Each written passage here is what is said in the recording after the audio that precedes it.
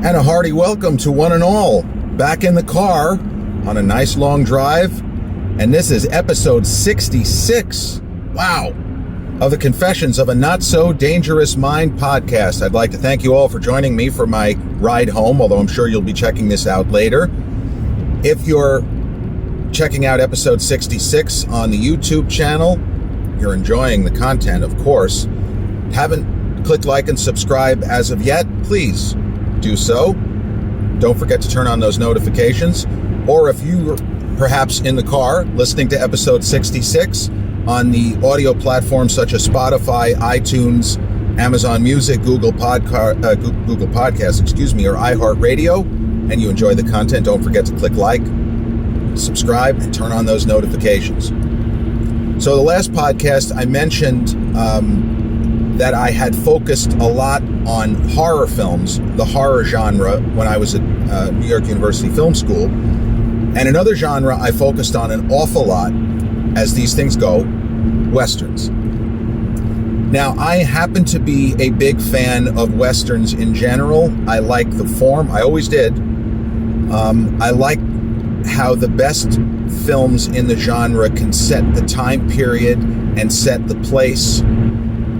And some of my favorite movies are Westerns. And when I say favorite movies, I mean a sort of unofficial favorite. I could name a top 10, but to be honest, a top 10, Jeremy's favorite 10 movies of all time, you're not going to get the same answer 2 days in a row, because there are so many movies that I absolutely adore.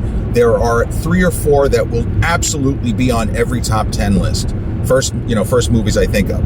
But then there are others that on certain days I might name this, and on other days I might name that. And then you get into genre like Westerns. So when I say favorite movies, I don't know that I'm thinking in terms of a number, top 10, top 25, top 50, top 100. I don't know.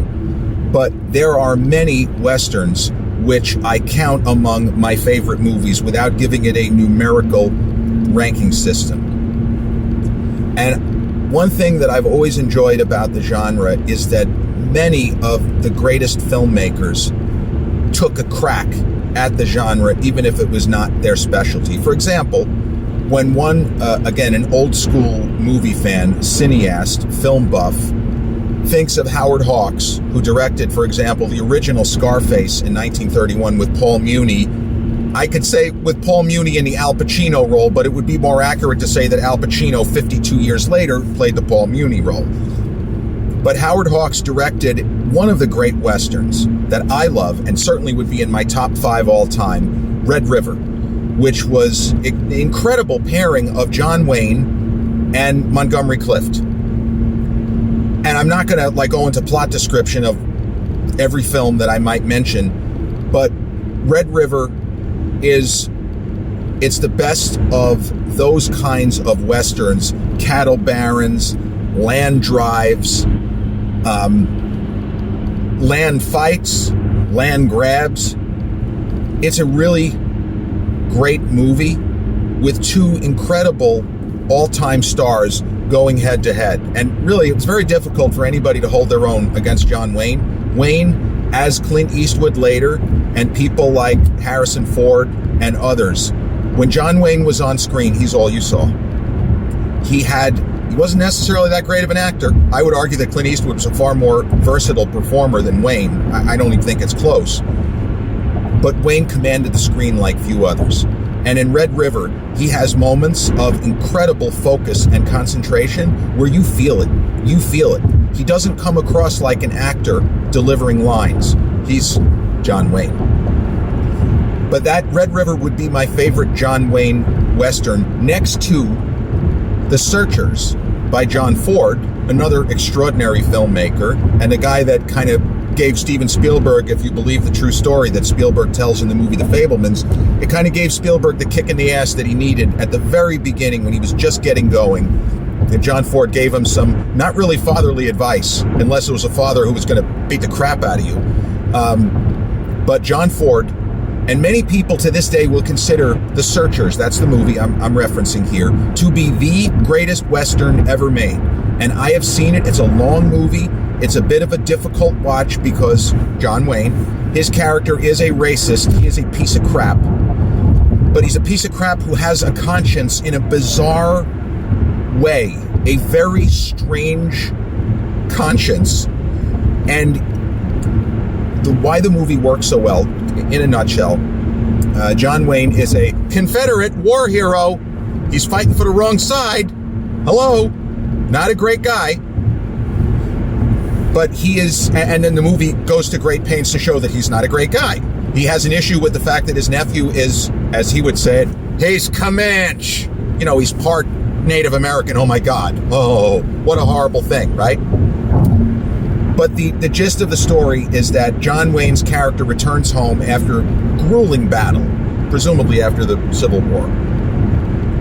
And the family farm is basically torched, beset upon, and his niece, whose name is Debbie, is taken. You know, like Liam Neeson, taken, I will find you, I will kill you. In, you know, the 1870 version of fuck you, if you don't give her back, I'll find you and I'll kill you. That's John Wayne instead of Liam Neeson. So he and his nephew, played by the terrific and unfortunately ill-fated Jeffrey Hunter, who many Star Trek fans recognize the name. He was the original Captain Pike in Star Trek before Captain Kirk, when they really, the network wasn't sure what they were going to do with it, but the pilot was The Cage, the Menagerie. Jeffrey Hunter, many years, like probably 7 or 8 years after The Searchers. Jeffrey Hunter is John Wayne's co-star in The Searchers. And he is essentially the conscience of the film. And what the movie does that to me is so extraordinary is that, say what you will about John Wayne, his lack of range, but this film makes you believe at a certain point in the film that John Wayne is no longer trying to search and rescue his niece. But in his estimation, and he sort of more than hints at this, she has been with them for long enough where she is one of them. And as such, when they find her, he's not going to rescue her. He is going to kill her. And you'd be surprised how much tension builds over the idea that, is this John Wayne, this Mr. American Patriot, this rah-rah pro-America, he's just going to murder his niece because she was kidnapped by people he doesn't like? The movie really gets under the skin. And Wayne has moments where he holds a close-up. I can't describe it in a way that will make sense. But Wayne, it's like generations of pain and anger and hurt are coming across in John Wayne's gaze. And it is, I believe, the best film acting he ever did is this movie, The Searchers, because he makes you feel his character's pain, his bigotry, his hatred for so many different people. Without spoiling it, it would not be an all-time classic movie if he simply murdered his niece. That's not a movie. Like, I mean, I guess it could be a movie, but it's so good and so riveting, and it is the kind of movie you wouldn't think that it would have the rewatchability factor, but it does, and I absolutely love it. And it, as I say, it is in my top 5 all-time Westerns, and similar to Red River, not all of these all-time greats are free on streaming. Many of them are. Red River, I'm not sure about, but it might be streaming on Tubi or, you know, those kind of secondary channels which have, you know, or ad-supported format. Same with The Searchers. You can rent it on Amazon Prime for $2 and Apple Plus, same thing. That I know for 100% certain. But those are 2 of my 5 favorite movies, and both with John Wayne, and certainly in the case of Red River because Montgomery Clift, another unfortunately ill-fated, it's really tragic, another tragic, Hollywood end, if you will, Montgomery Clift. Jeffrey Hunter unfortunately died of cancer. He wasn't very old. But those are 2 of my 5, and I don't like to rank them in order because even that's something that'll change. But both of those movies, all-time great directors. Many people would certainly have Howard Hawks and John Ford in an unofficial top 10 of greatest American filmmakers for sure. The Good, the Bad, and the Ugly. Clint Eastwood, who next to John Wayne as the greatest Western star in the history of motion pictures, whether it's America, whether it's Italy, it doesn't matter. Clint was the man, as you know, as everyone knows. And Sergio Leone, who was one of Clint's two filmmaking mentors, the other one being the late, great Don Siegel, who did a Western with Clint, an urban Western called Coogan's Bluff, and then he did Dirty Harry and other fantastic films with Clint, The Beguiled, Escape from Alcatraz, Two Mules for Sister Sarah, and then he worked on Play Misty for me with Clint. That was Clint's directorial debut. But The Good, the Bad, and the Ugly, I can argue, is the single greatest Western in the history of cinema. It's absolutely in the conversation. And there are certain films that, quote unquote, everybody respects and everybody will put in a certain category. The Good, the Bad, and the Ugly is one of those films. It's an incredible Western. The locations, the staging, the fact that Leone shot the film in Italy, and if you didn't know, you might actually think you were looking at the American West, which is fucking crazy. But The Good, the Bad, and the Ugly is a film where the title is almost absurd, because you could argue that Clint Eastwood as the good, he's just as bad as the other guys. He's not good. He's good, but you put it in quotes, like that kind of thing. But it is a movie about where there is civil war. Like, there are huge, large-scale battle scenes, which for the time were incredibly well shot and well orchestrated by, the filmmaker Sergio Leone, who I always point this out, but for those who don't know, it bears repeating. Anytime Quentin Tarantino is asked to name either favorite filmmaker or filmmakers, or a filmmaker that he took ideas for shots from, he always mentions Sergio Leone. Leone is, I believe, Tarantino would say, his favorite filmmaker of all time. And The Good, the Bad, and the Ugly, without going into spoiler territory, it ends with a Mexican standoff, which I don't know why it's called a Mexican standoff, but it implies a situation in which there is no chance for success. For example, if you have 10 people all pointing guns, and each person is pointing the gun at a direction of someone else, and they're all going to shoot, that's a Mexican standoff. It implies a life and death scenario where there's no way to win. There's no way to win. Now, in The Good, the Bad, and the Ugly, no spoilers, Clint's character, because it's Clint, even early Clint, he was in his early 30s at the time, and he was a star, but he was on the rise.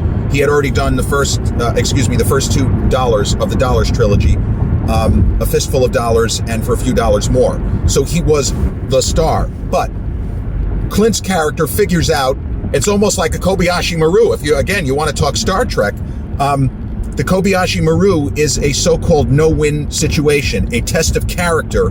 What will you do when death is certain and you can't escape? How will you handle it?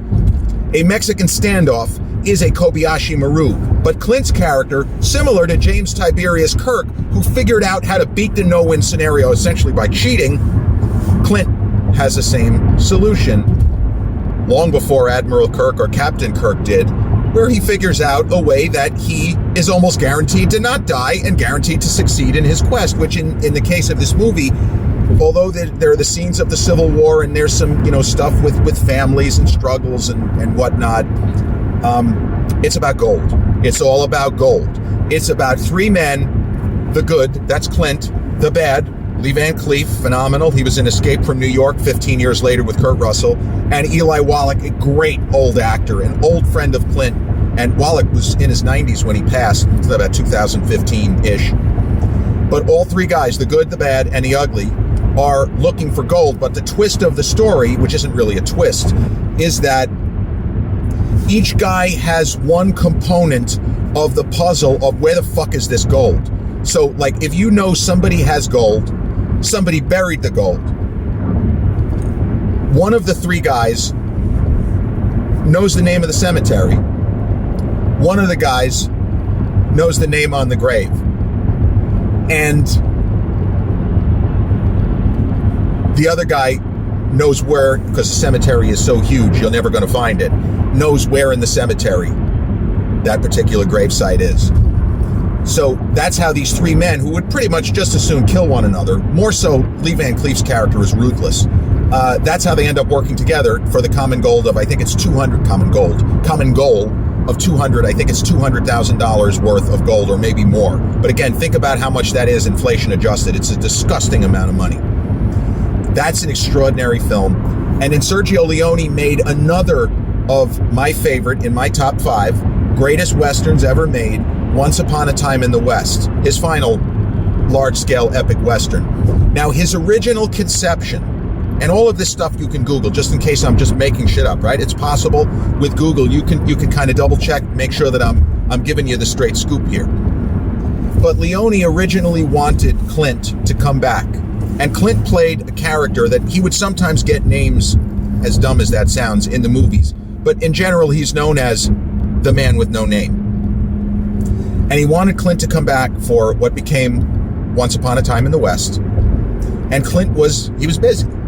He was working on Coogan's Bluff with Don Siegel, and they had other projects. So Clint was not able to do Once Upon a Time in the West. And Leone, who loved the script, and one of the people involved in the writing of the screenplay, is one of the great horror filmmakers ever, Dario Argento, who did the original Suspiria, Terror at the Opera, Deep Red, among others. Just a phenomenal, and a great writer on top of that. And obviously in this case, he wasn't writing horror, he was writing Western.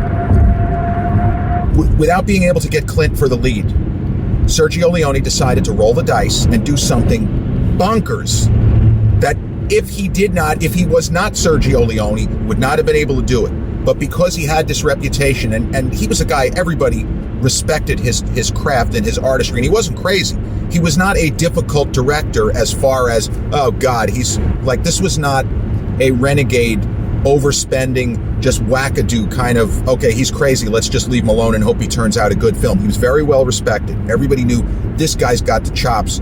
He's putting shots together we've never seen. Like, his talent was very, very much, in high esteem. So when he couldn't get Clint, he decided to go bonkers and put the casting, as my dad would say, back assward. He had Henry Fonda and Charles Bronson as his principals.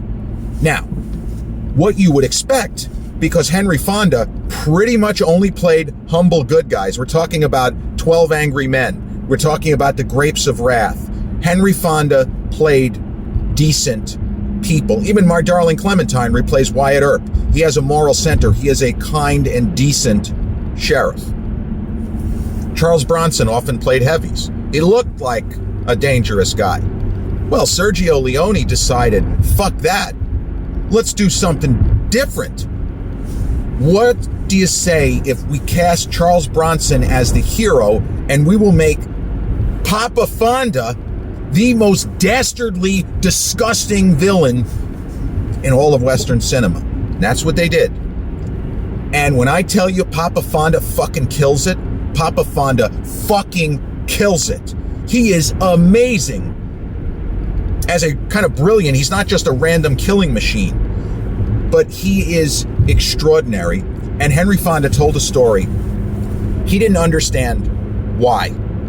He was interested. He had been told that he knew of Sergio Leone at the time, that he was approached, hey, would you like to star and be a bad guy for Leone?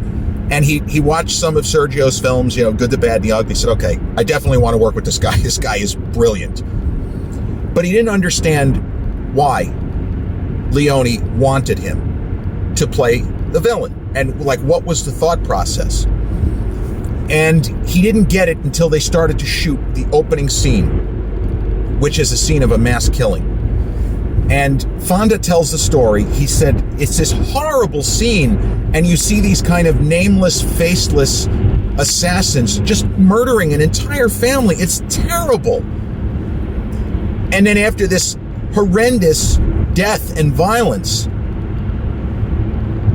you pan up, and it's me, meaning Henry Fonda.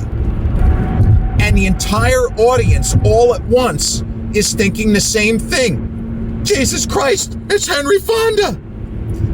And when Fonda told that story, the audience, it was the Mike Douglas show, cracked up laughing.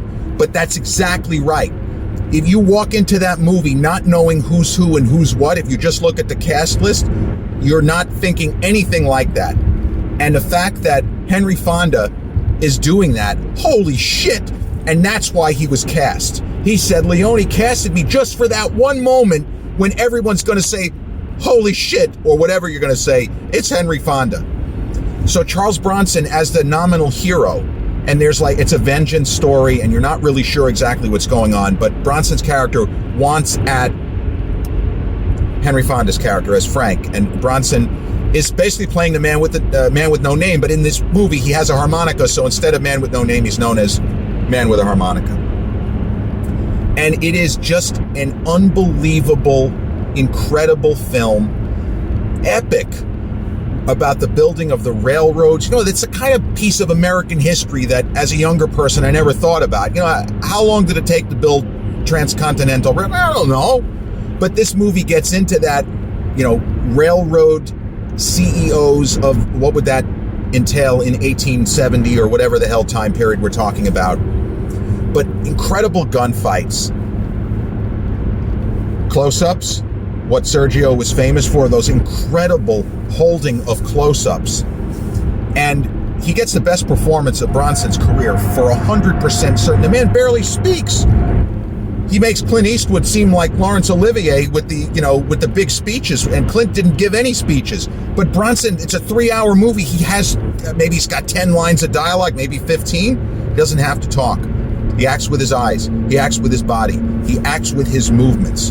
And he's, as Henry Fonda said, he's marvelous. Bronson is marvelous. Claudia Cardinal is terrific. And then it sort of almost seems like a throwaway. It's a great role. Jason Robards Jr., who was active well through the 1990s, was still making movies. Tom Cruise, Magnolia. Tom Cruise, I believe, plays his son. So 30 plus years later, Jason Robards Jr. was still acting.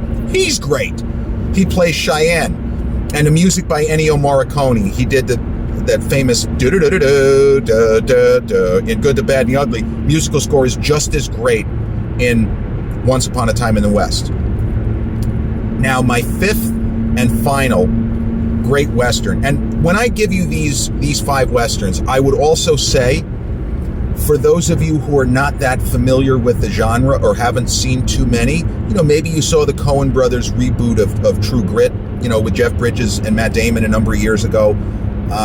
Or Hell or High Water, another one with Jeff Bridges from a number of years ago, and Chris Pine and Ben Foster. That's also very, very solid. But these 5 movies, I can tell you they're my favorites, but they're a good sort of primer. If you really haven't seen any classic Westerns, these are a great starting point to kind of understand the magic, not just the allure, but the magic of the Western genre when it's done right, and how great a movie in this genre can be, especially when they have the budget to get the time period and get the feel, and they're taking it very seriously. So that, again, that's my editorial kind of disclaimer, that if you're going to look at the genre in terms of there are certain essential films that I should see, these are the movies that you should start with. Because I could give you Heaven's Gate, I could give you The Long Riders, I could give you Ride the High Country with, you know, Bloody Sam Peckinpah. That's a terrific movie. There are so many fantastic Westerns. And even Ron Howard, about 20 years ago, The Missing, I thought was very underrated. Bone Tomahawk with Kurt Russell from a number of years ago, very underrated. But these 5, and the 5th one, it's kind of fitting that this is the last one that I'm going to talk about specifically, because it is Clint Eastwood's Unforgiven, which had a very long history before there was even a chance that it was going to be produced, but not for the typical reason. Like, I remember the story of Forrest Gump, and some of you might know Forrest Gump. Every major studio passed on Forrest Gump twice before they finally made the film. Bob Zemeckis and Tom Hanks, Robin Wright, Gary Sinise, but everybody had a crack at it, and everybody, including the studio that ended up making it, pass. The case of Unforgiven is a little bit more straightforward and puzzling, unless you obviously know the in-depth stuff. Clint Eastwood in the mid-1970s purchased a screenplay by a fantastic writer, David Webb Peoples. He was one of the writers on Blade Runner, of all things. You know, Western and sci-fi, but Blade Runner is sci-fi. David Webb Peoples wrote a screenplay called The William Money Killings, which Clint Eastwood read when he was, meaning Clint, in his mid-40s.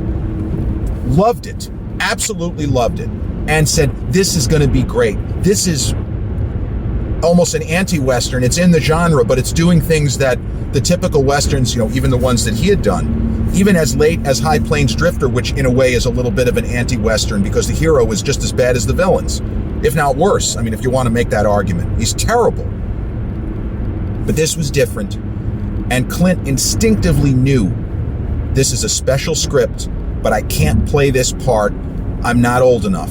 And he didn't want to do a thing where he was going to, in his 40s, try to make himself look 60 with makeup. He said, there'll be a time I'll be able to make this movie. This isn't the time. So he went about the rest of his career in the 70s. He did The Gauntlet. He did Escape from Alcatraz, and then into the 80s with Honky Tonk Man, Bronco Billy, and Firefox, and City Heat, and Tightrope. And he did all these movies, many of which were very successful. Some of them really weren't that great. But he always had it in the back of his head. Like when he did Pale Rider in the mid-80s, it's essentially Pale Rider is a remake of Shane. I mean, I guess Clint, the production company, could have gotten sued for plagiarism. That's how close it is to Shane. But even at that point, Clint wasn't ready to dust off the William Money Killings. Just wasn't ready. So he continued to work. He did Heartbreak Ridge. That's the only movie he made while serving as one-term mayor of Carmel, California, his adopted hometown, of course. And he continued to work. He did Bird, the movie about Charlie Parker, where he directed Forrest Whitaker, got a lot of acclaim, didn't make much money. White Hunter, Black Heart, another really solid film, which completely bombed at the box office. Pink Cadillac bombed. The Rookie with Charlie Sheen, fun movie, also bombed. The last Dirty Harry film, The Deadpool, 1988, underperformed. So Clint's career, and I talked about this in a previous podcast, his career, it's not that it hit the skids. He just wasn't connecting with audiences because he made a lot of movies in the 70s that you could argue were really not that good, but they turned a profit. They all turned a profit. And then suddenly, the kinds of movies that were turning a profit for him, the Eiger Sanction, a lot of people in the mid-70s weren't that excited, had some incredible mountain climbing footage, turned a profit.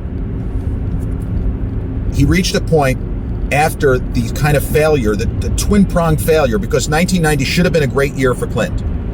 Because he had the action movie with The Rookie, which most people would have said, well, this is a slam dunk box office hit. You have Clint, it's a cop thriller, and Charlie Sheen, young guy, was still seemingly on the rise back in 1990. And he had White Hunter, Black Heart earlier that year, where he was essentially playing John Huston, the filmmaker, during the making of The African Queen. And it's a really good movie, but there were some critics that had it on their, 10 best list. That was the year of Goodfellas, Dances with Wolves, Reversal of Fortune. Many people had White Hunter, Black Heart in their top 10 movies of the year. And there was chatter, well, maybe Clint will get nominated for director, but the film, nobody saw it. And it really didn't, I don't think it got any Oscar nominations, despite certain critics saying, this is one of the best films of Clint's career. What's wrong with everybody? So that was when he decided, he was 60, 61, it's time to dust off the William Money Killings and make this movie.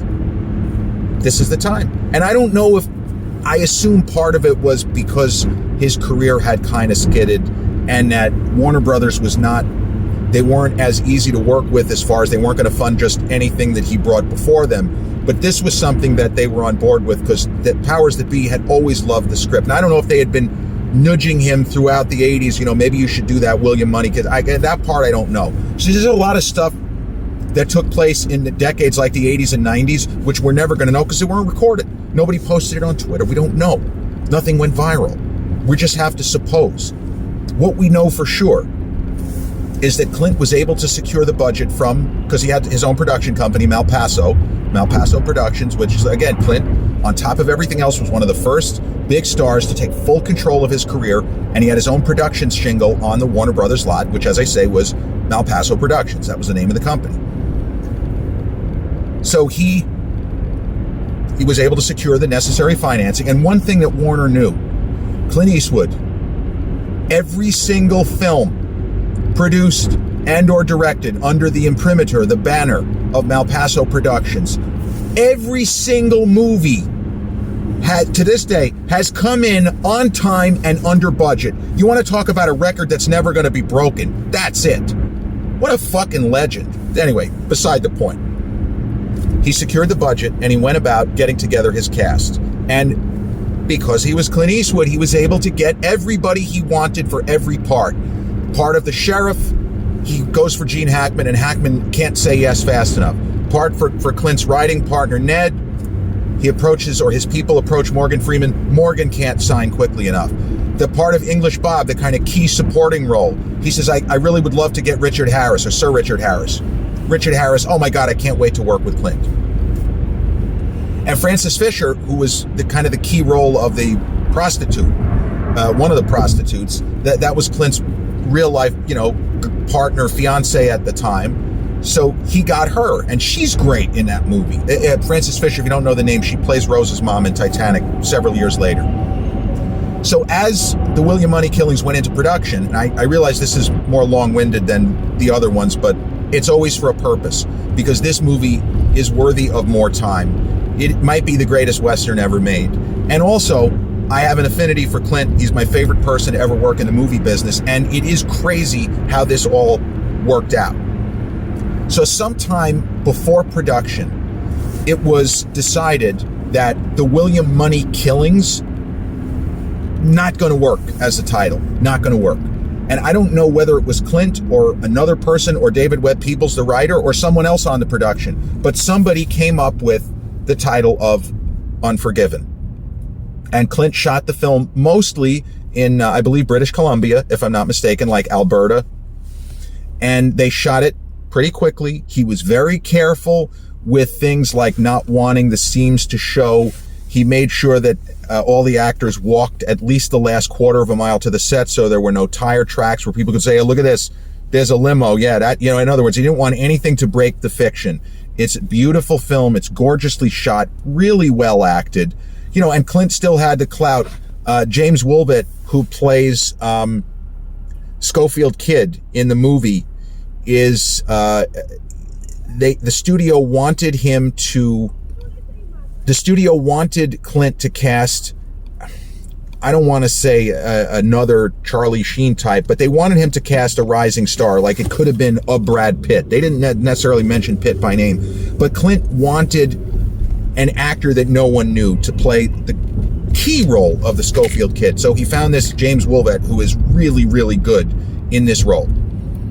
So the movie gets shot, Clint gets everything together, and then, as I talked about in a previous podcast about Clint's comeback, when he arranges the film, when he gets it together, the studio heads at Warner go berserk, because they know this time, they're confident that when they say, we think Clint hit it out of the park, he did, and they were right. And so the movie came out, and it was for the time, a very significant box office success. And again, this is 32 summers ago. To make $100 million for this kind of period piece with an actor who was thought to be over the hill, literally, figuratively, symbolically. It made over $100 million in its initial run at the box office, nominated for a shit ton of Oscars, and ended up winning 4, including the 2 big ones, Best Picture and Best Director. And it didn't win those awards by accident.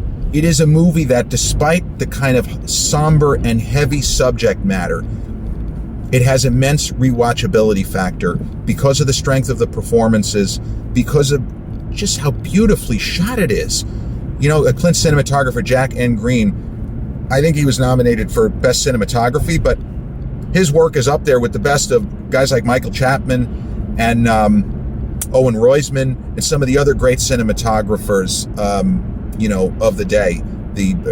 Was it Robert Richardson? It's as good as anyone. The way he was able to capture the landscapes. So many shots in Unforgiven look like paintings, look like just beautiful, I guess you could say Renaissance paintings even. But the film was a huge success, and yeah, Clint got the accolades, and it jump-started, the kind of second phase, if you will, of his career, the great, incredible second half of his career. And today it is generally regarded that you're not going to find too many of people who like the genre when they say, give me your top 10. The 5 movies I named here today are going to be on a lot of lists, but Unforgiven, I think, would appear on an unofficial top 10 list more than the other 4, maybe because it's newer. I just graduated high school when it came out in 1992.